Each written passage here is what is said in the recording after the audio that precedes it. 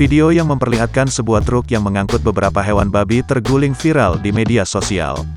Dalam unggahan video yang beredar tampak beberapa hewan babi tersebut berusaha dikeluarkan oleh dua pria dari dalam truk usai truk tersebut terguling di depan rumah warga.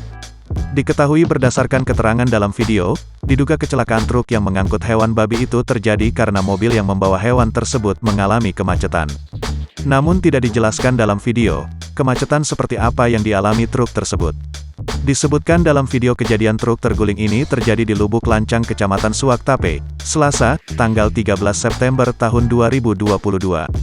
Namun lagi-lagi tidak dijelaskan dari mana dan hendak kemana truk yang mengangkut hewan babi itu melaju.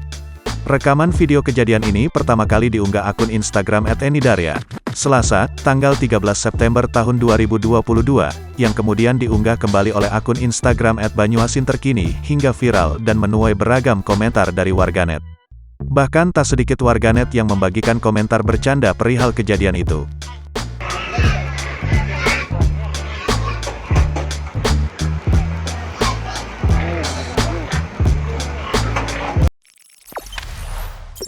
Jangan lupa subscribe, share, komen, dan like ya.